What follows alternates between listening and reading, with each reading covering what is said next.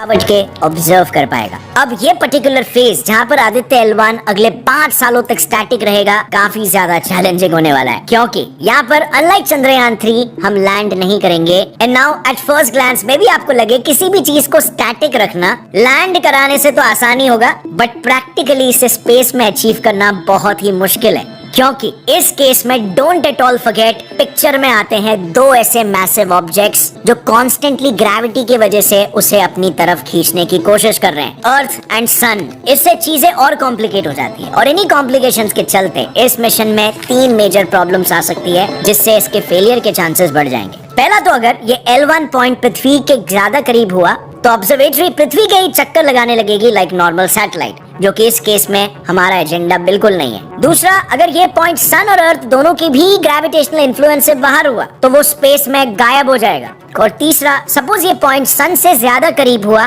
तो उस केस में वो किसी प्लैनेट की तरह अपने एक अलग ही ऑर्बिट में सन के अराउंड रिवॉल्व करने लगेगा। इससे होगा ये कि उसे ऑर्बिट में रखने के लिए अर्थ से रिलेटिव उसकी पोजीशन हर वक्त चेंज होती रहेगी, जिससे कम्युनिकेशन स्टेबल नहीं रहेगा। अब ऐसे में इन तीनों भी प्रॉब्लम्स को एक साथ टैकल करने के लिए इसरो के साइंटिस्टों ने एक ऐसा पॉइंट चुना है, लैग्रैंज पॉइंट L1, जहां अर्थ और सन दोनों की ग्रेविटी एक दूसरे को काउंटर करती है। बहुत ही स्ट्रेटेजिक पॉइंट है ये। बट एक सेकेंड, अगर हम जहाँ पर स्टेशन होने वाले हैं उसे हम L1 कह रहे हैं, मतलब ऐसे और भी पॉइंट्स होंगे, राइट? वेल यस, ऐसे 4 और पॉइंट्स है जो सन और ग्रेविटी के एकदम इंटरैक्शन पर आते हैं। बेसिकली सन और अर्थ दोनों भी मैसिव बॉडीज होने की वजह से उनकी ग्रेविटीज एक दूसरे को हर वक्त अपनी ओर अट्रैक्ट करती रहती है। इसे टग ऑफ वॉर गेम की तरह सोचो। कुछ जगहों पर अर्थ की ग्रेविटी भारी पड़ती है, वहीं दूसरे कुछ जगहों पर सन की ग्रेविटी का असर ज्यादा भारी होता है। लेकिन गेम की तरह यहाँ पर भी ऐसे पॉइंट्स होते हैं जहाँ दोनों की ग्रेविटीज बैलेंस होती है। सिंपली स्पीकिंग,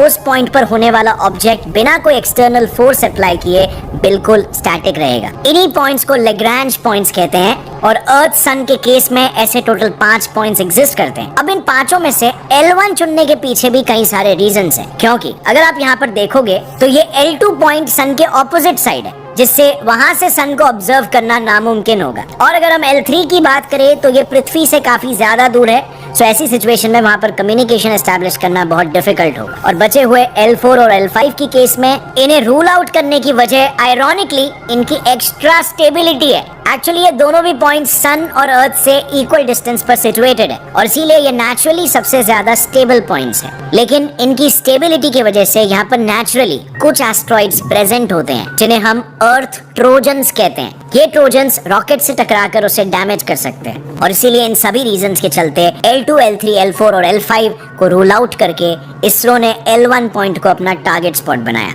लेकिन अगेन इसमें भी एक प्रॉब्लम है जो उनके नजर में आई थी। उन्होंने देखा कि ये पॉइंट पूरी तरह से स्टेबल नहीं है और इसीलिए वहां पर पूरी तरीके से स्टैटिक रहना पॉसिबल नहीं है। तो इसके सोल्यूशन में उन्होंने ये डिसाइड किया कि आदित्य L1 एक पॉइंट पर स्टेशनरी ना रहकर उस L1 पॉइंट को ही ऑर्बिट करेगा। अब क्योंकि ऑब्जर्वेटरी एक इमेजिनरी पॉइंट को ऑर्बिट करेगी, इसीलिए इसके ऑर्बिट को साइंटिस्ट हेलो ऑर्बिट कह रहे हैं। तो जैसे ही आदित्य L1 अपने हेलो ऑर्बिट में आएगा, उसी पल से सन को ऑब्जर्व करने का उसका मिशन शुरू हो जाएगा। अब यहाँ पर जैसे आप देख सकते हो कि आदित्य मिशन L1 पॉइंट के अराउंड वर्टिकली क्लॉकवाइज डायरेक्शन में रोटेट करेगा। इसमें 4 पेलोड्स सन के तरफ फेस करेंगे और बाकी के 4 पेलोड्स उसके दोनों साइड पर अटैच्ड होंगे। इन पेलोड्स में सबसे पहले एक्टिवेट होगा सोलर अल्ट्रावायलेट इमेजिंग टेलीस्कोप।